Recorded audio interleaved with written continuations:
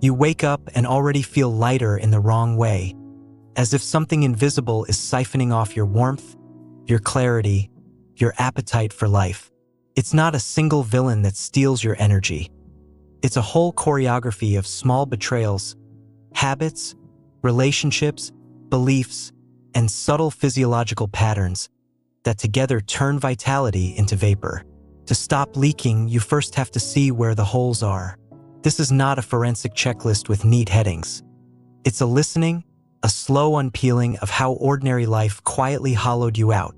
In this video, we will discover why you're leaking your energy and how to protect it. Enjoy! First, there is the mind that never stops. The chattering mind is not neutral. It is a constant consumer. It chews over the past with regret, rehearses future catastrophes, judges every interaction, and holds a running commentary on your worth. Every thought that tightens into worry or self-reproach uses attention, and attention is the currency of being. When you trade attention for worry, you pay with energy. Rumination is a slow leak because it drifts attention away from the present and into the emotional circuits that drain you. Each replay of an old hurt is a small electrical current that taxes your nervous system. Then there is the habit of not feeling what you feel. Emotions that are ignored do not evaporate. They calcify into background tension. You may dismiss anger as not spiritual or shove grief under stoic silence. That repression requires constant muscular and psychic effort to maintain. Shoulders tense, jaw clenches, the breath shortens. These are the body's unpaid bills. Over time, the body and mind conspire to hold the unprocessed material, which makes every ordinary task heavier. It's not that sensitivity is the problem. It's the attempt to avoid sensitivity. Avoidance consumes more energy than the emotion itself would have used if it had been allowed to move and pass. Attention split thinly across too many things also leaks energy. Multitasking feels like efficiency, but it means attention is being fractioned into small fragments that can't engage deeply. The cost of switching is high. Cognitive load increases, decisions become wearisome, and the sense of flow evaporates. Your day ends and you have many small actions done, but none of them fed your sense of meaning. When your work feels like a series of interruptions, the underlying energy reserves are continually tapped for transitions and reconnections instead of held for more nourishing pursuits. Relationships are a major, often invisible, conduit for energy flow. Some people are porous sponges who take more than they give. These energy dynamics are not mystical. They are psychological and behavioral. There are those who demand emotional labor, who turn every interaction into a crisis, or who chronically invalidate you. The generous heart that keeps giving without replenishment will steadily run down. Reciprocity isn't just currency, it's oxygen.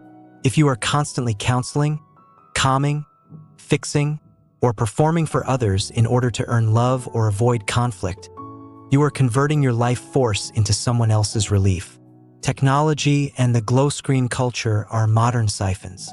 The architecture of apps is designed to capture attention and fragment time.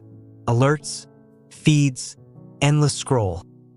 Each is a tiny pinprick that takes your focus and leaves a residue of agitation. Beyond the surface distraction, technology often replaces real contact with curated contact, leaving you reliving other people's lives rather than living your own. The dopamine spikes from novelty burn quickly. What remains is a dull ache that asks for more stimulation.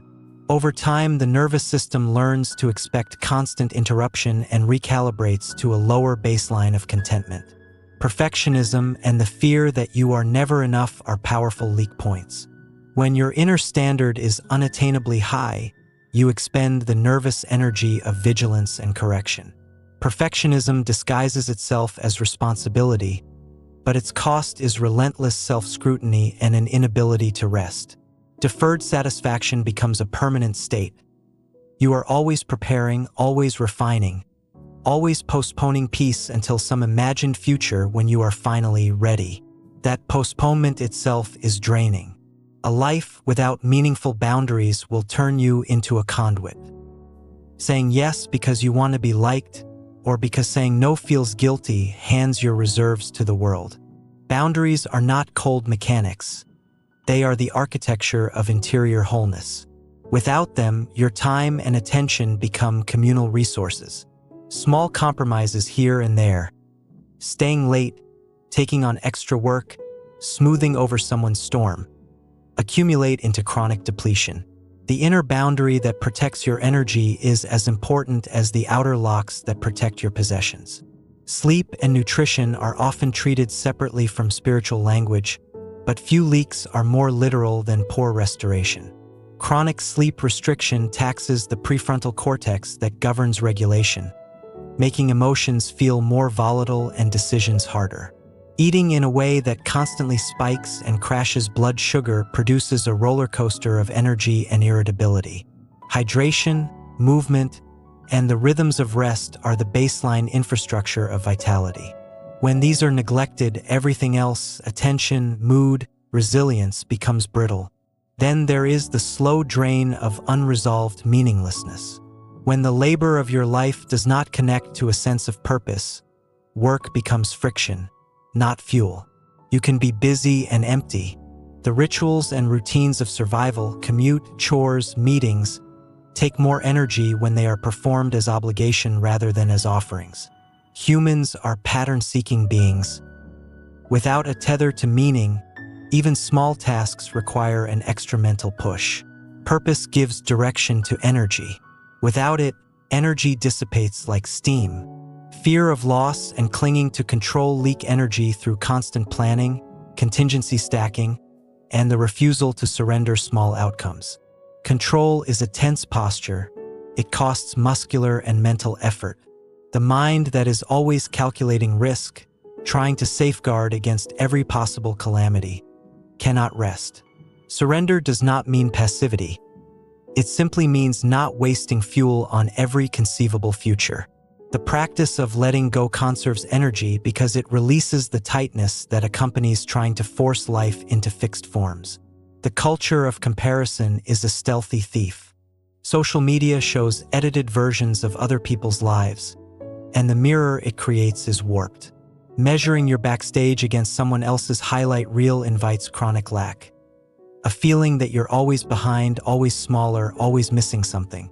This breeds an anxious urgency to perform and to present that consumes energy in the form of self-monitoring, self-editing, and self-denial. Comparison makes you live on the surface of your life, where every moment is evaluated rather than absorbed. Chronic busyness is not the same as productivity. Busyness is often reactive rather than intentional. It fills time but not meaning. When your schedule is a patchwork of obligations and appointments, you expend energy on logistics and transitions rather than in deep, nourishing engagement. Busyness also hides grief and boredom. It can be an anesthetic against facing what is tender. The energy spent avoiding feeling is always greater than the energy that feeling itself would have required. Emotional codependency is a pattern that surrenders your autonomy in exchange for connection. You become dependent on external validation and the emotional states of others. Your mood becomes contingent on someone else's approval or attention, which creates volatility and constant recalibration. That reactive stance is energy-consuming because it makes your nervous system responsive to external weather rather than anchored from within. Autonomy is not isolation.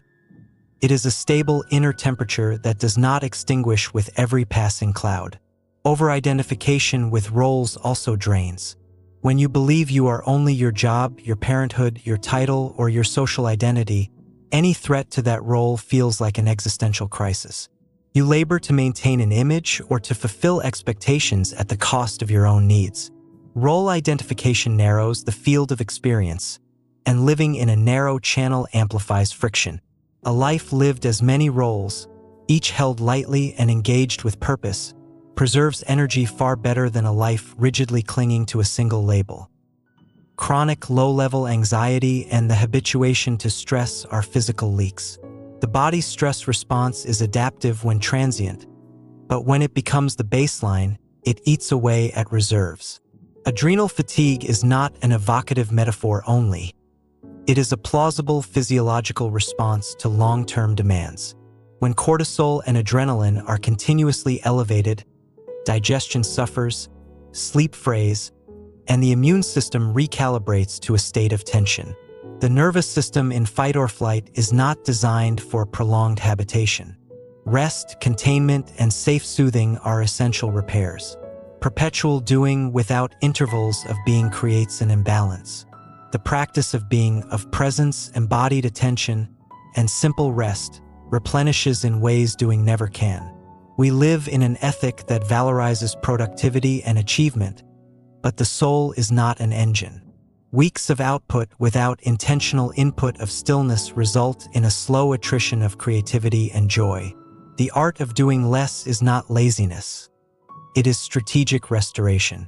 Guilt and shame are internal parasites. They attach themselves to memory and replay their stories with moral commentary. Guilt can motivate repair, but chronic guilt keeps you spinning. Shame is corrosive. It stains the self and narrows the lens through which you see the world. Both bind your attention to self-attack and away from constructive action. The energy it takes to maintain a shaming narrative is enormous, and the practice of self-compassion quietly reroutes that leak into regenerative channels. Lifestyle mismatches with your natural rhythm also tokes away at energy. Some people are naturally more reflective in the morning. Others peak in the afternoon.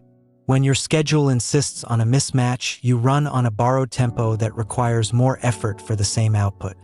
Forcing yourself into rhythms that clash with your natural flow creates chronic friction that wears on you. Listening to your internal architecture and aligning tasks with biological peaks conserves energy. Finally, spiritual disconnection contributes to the sensation of leakage. Spirit is not a doctrine but a felt intimacy with something larger than the small, anxious self. When you are disconnected from practices that center you, meditation, prayer, contemplative reading, or simply time in nature, there is no reservoir to draw from beyond the personal will. Rituals, meaning-making, and connection to the sacred offer a different kind of nourishment that modern hustles do not feed. Without that anchor, life becomes a string of transaction moments rather than a living river.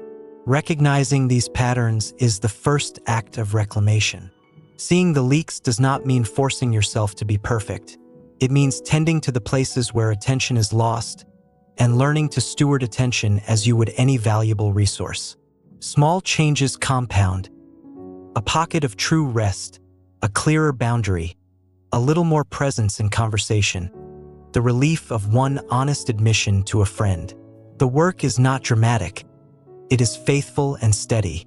The aim is not to armor yourself against life, but to reestablish a flow where energy is generated, conserved, and offered with sense and intention. Start where you can. Interrupt the rumination by bringing attention to the breath. Notice a repeated act of giving that never returns anything to you. Choose one technology-free hour. Sleep earlier for several nights. Speak a truthful no and feel the surprise of the space it creates.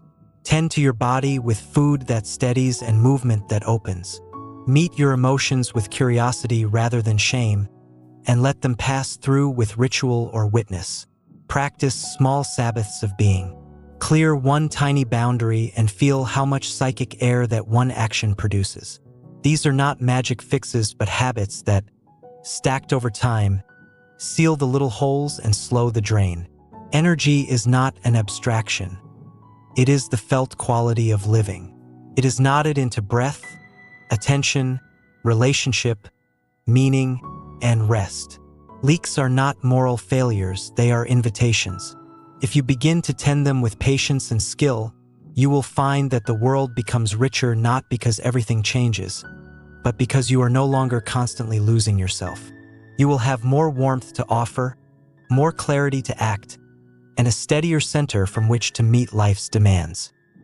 The work of stopping the drain is the slow art of learning to be your own safe harbor.